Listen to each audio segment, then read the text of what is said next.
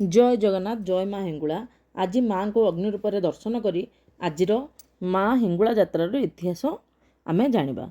माँ हिंगुला यात्रा चैत्र शुक्ल चतुर्दशी दिन आरंभ हुए। तालचेर स्थित माँ हिंगुला अष्ट महाविद्या मध्य अन्यतम। एहीपरिक किंवदंती कहे श्रीक्षेत्र धाम सहित माँ पीठर रही निबिड़ संपर्क। कारण माँ हेउचंदी श्रीक्षेत्र रसघर ठाकुराणी। सेथिपाई तो अग्नि रूप में माँ हिंगुला जगन्नाथ पीठरे विराजमान करिसंती। चैत्र मास शुक्ल पक्ष विष्णु दमनक चतुर्दशी पालन कराए माँ वार्षिक उत्सव। से दिन माँ अग्नि रूप में प्रकट हो 9 दिन धरी पूजा पाती। यह माँ नवदिनात्मक यात्रा बोली कहुए। आश्विन आसिले शारदीय दुर्गा पूजार माँ पीठ हो उठे लकारण्य। षोडश उपचार माँ नवरात्र पूजा कराए। यही पीठरे देहुरी सेवक मैंने माँ पूजार्चना करती। तेबे माँ धारण कर समस्त आयुध खड्ग चक्र त्रिशूल आदि नवरात्र रे पूजित हुए। 9 दिन धरी सहस्र झक्षणा चंडीपाठ यज्ञ मंत्र श्लोक सह माँ स्वतंत्र पूजा कराए।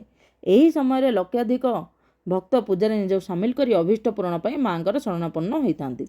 से ही माँ हिंगुला श्रीक्षेत्र विराजमान मछरे रही एक अलौकिक किंवदंती। नल राजा माँ हिंगुलांकर परम भक्त थिले। पुरी रे श्रीमंदिर प्रस्तुत महाप्रसाद किपरि अत्यंत स्वादयुक्त हेबो सेथिपाई गजपति महाराज सर्वदा चिंतित रोहुथिले। स्वप्नादेश पाई से माँ हिंगुलांक शरणापन्न हेले।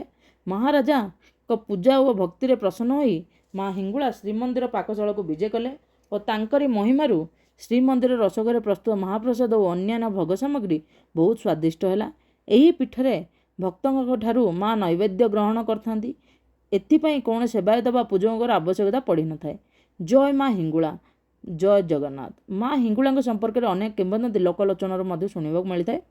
वर्ष तमाम पीठरे मानसिक रखी भक्त मैंने पूजार्चना करथांती। माँ प्रत्यक्ष ठाकुराणी डाकिले ओ करती बोली भक्त मैंने कहती। से तो माँ विभिन्न पूजार्चना होता है।